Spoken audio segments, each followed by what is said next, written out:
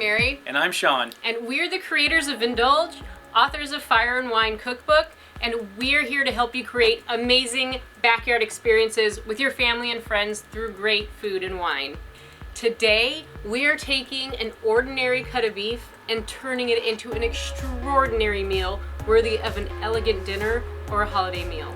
We're gonna smoke a chuck roast, and then we are gonna braise it in an incredible wine and vegetable-based sauce. It is a showstopper. I am excited. And it's a lot easier than you might think. Are you ready to get started? Oh yes. We're starting with a 4.5 pound boneless chuck roast. When shopping for your roast, make sure to find one with good marbling or intramuscular fat.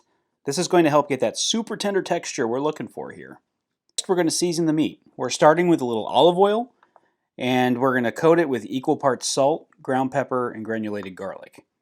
Aim for roughly 1 tablespoon of rub per pound of roast. Get it well coated on all sides.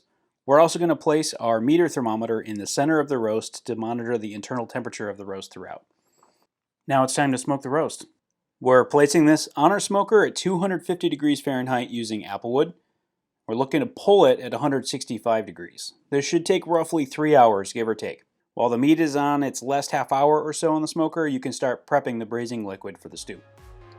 So for the braise, set a large Dutch oven on the stovetop and set to medium heat.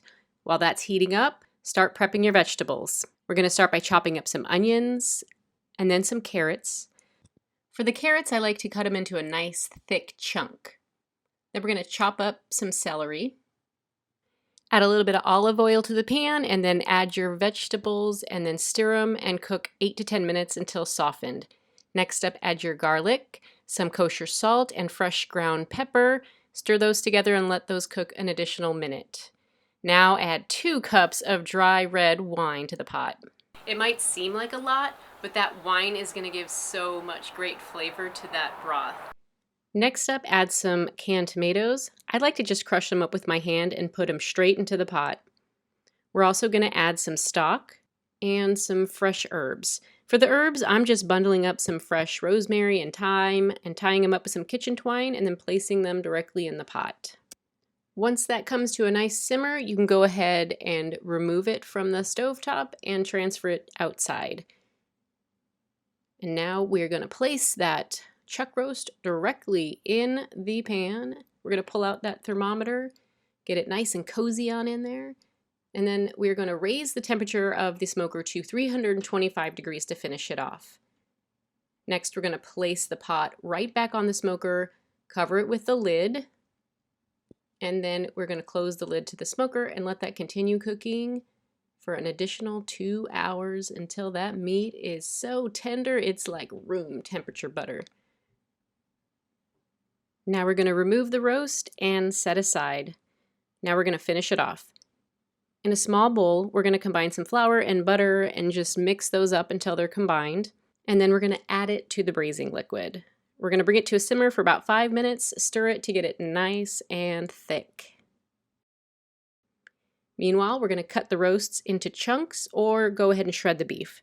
It should be tender enough to just shred it with your fork, and that is my favorite way to do it. Now we're going to put the meat right back into the pot, and then we're going to stir it up, and then it is ready to serve, my friends.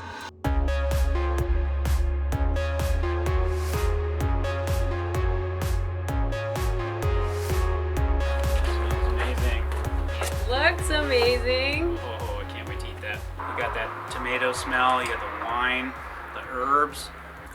Why don't you pour us up a little taster, and I will serve you some wine. Perfect. Okay, adding a little bit to the plate.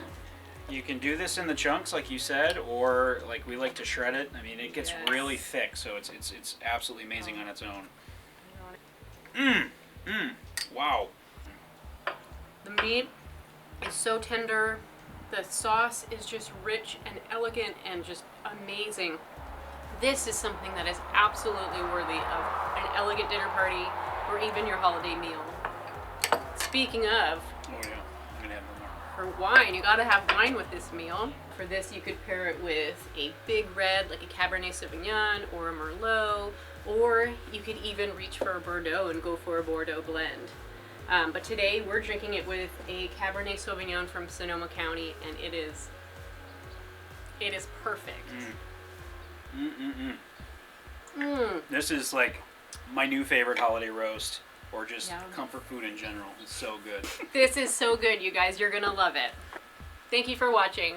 Remember, we're all about helping you create great barbecue, drink good wine, and have amazing outdoor experiences with your family and friends. And if you like what you saw, go ahead and hit subscribe so you can be notified when we have more recipes like this come out. Cheers. Cheers.